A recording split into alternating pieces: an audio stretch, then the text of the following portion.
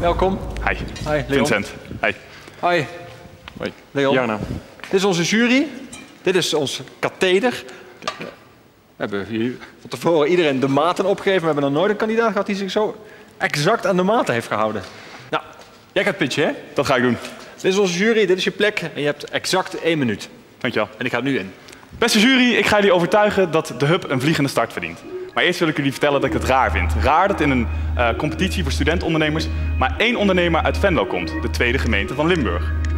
Dit illustreert gelijk de noodzaak van ons idee. Ik kan het best illustreren aan het meegebrachte voorwerp, het fietswiel. Centraal in het fietswiel vind je de naaf, de hub. Vanuit de naaf komen alle spaken bijeen en zijn ze met elkaar verbonden.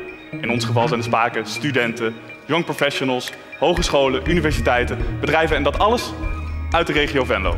Ze blijven samenkomen en verbonden in de hub. Terug naar de realiteit. We hebben een bijzonder verdienmodel bedacht waar we studenten kunnen linken aan bedrijven. En met onze motto door studenten, voor studenten, denk ik dat wij ideaal in staat zijn om deze markt te bedienen. Kortom, let's meet at the hub. Dankjewel. Kom even bij me staan. Ja. Dit is wel een hele bijzondere presentatie, toch, jury? Ja. Complimenten. Ja, Desiree, ben je overtuigd? Dankjewel. Overtuigd van jouw overtuigingskracht. Maar nu nog wat meer informatie over het bedrijf. Want wat is het eigenlijk? Het is een studentensociëteit en dat klinkt heel raar, maar in principe wij zijn een informatiecentrum. Een plek waar een student alles kan doen wat hij nodig heeft. En door dat informatiecentrum proberen wij de studenten en de bedrijven en de stad Venlo en alle hogescholen met elkaar te verbinden. Dus samen tot 1 wiel te vormen, waarin wij als de hub zijnde de naaf zijn en zorgen dat iedereen bij elkaar kan komen. Een studentenvereniging voor Venlo? Nee, een stichting. Absoluut niet. Nee, Okay. nee, er moet een link komen tussen de studenten en de bedrijven in Venlo die er wel zitten, maar waar de studenten de weg nog niet naar kunnen vinden. Willen jullie geld verdienen of heb je een maatschappelijke doelstelling? Beide. Natuurlijk zijn wij studentondernemers, dus de intentie is om geld te verdienen. Dat geld willen we wel direct laten terugstromen naar de student, naar onze doelgroep, omdat wij het zo belangrijk vinden dat we de studenten in Venlo helpen en Venlo helpen. Dus vandaar de vorm in een stichting. En dat geld gaan we verdienen door lokale commerciële partners. Willen wij binden aan ons studenteninformatiecentrum. Die in ruil daarvoor informatie kunnen verstrekken aan studenten en direct in contact worden gebracht met studenten. Wat wordt nou de rol van de bedrijven hierin? Ik hoor tot nu toe nog vooral, we gaan een leuke kroeg bouwen. En volgens mij is dat niet het wiel uitvinden. Nee, absoluut niet. De hub is juist de link leggen tussen die bedrijven en de studenten. Zoals Vincent ook aangaf in de pitch, Venlo loopt leeg, young professionals trekken weg, studenten weten hun weg niet te vinden naar de bedrijven in Venlo. En wij zijn die link.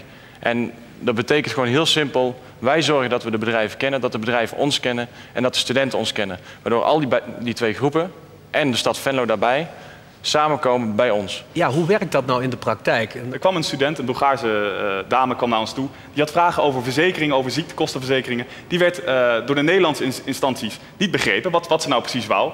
Wij hebben haar proberen te helpen en wij zijn naar grote bedrijven, naar ziektekostenverzekeraars gegaan om te vragen, nou, hebben jullie een duidelijk pakket voor internationale studenten om te vertellen. Ze hebben ons pakketten toegestuurd en we hebben die pakketten doorgestuurd naar deze Bulgaarse dame. En zo kunnen wij dus een netwerk gaan opbouwen waar veel grote bedrijven, in dit geval een verzekeraar, makkelijke informatie en gerichte informatie naar studenten kunnen geven.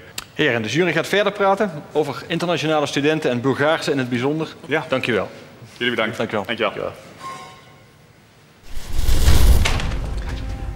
Heren, ging het goed? Wat een spanning. Ja? Een sensatie, ja, maar wel leuk. Het was wel interessant. Het was, ja, ik heb nog steeds een beetje de zenuwen ervan, maar het is wel leuk om een keertje te doen, zo voor zo'n jury staan. Ja, hoe voel je je dan als je daar staat? Vooral zenuwachtig en ik kan me niet meer helemaal herinneren wat ik gezegd heb. Maar als ik nu zo terug begin te denken, denk ik had misschien wat andere dingen kunnen zeggen. Maar over het algemeen heb ik gezegd wat ik wou zeggen. Goed, het verbaast me dat zoiets er nog niet is in Venlo. Ja, maar ik ken Venlo goed en Venlo heeft dat type studentenvoorzieningen inderdaad niet. Het sociëteitsdeel van dit idee voldoet denk ik wel aan een behoefte.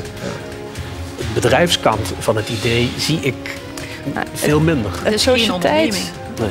Ja, het sociëteitsdeel, dan bedoel jij het biertjes drinken? Ja, precies. Waar je volgens mij meer aan kunt verdienen dan aan de bijdrage van bedrijven gaan vragen. Precies, de horecakant van dit bedrijf is het verdienmodel. Ja. Niet dat andere stuk, althans dat zie ik veel meer. Nee, en dat gaat dan ook online op een gegeven moment. Dus dat gaat niet live plaatsvinden met die verzekeraar.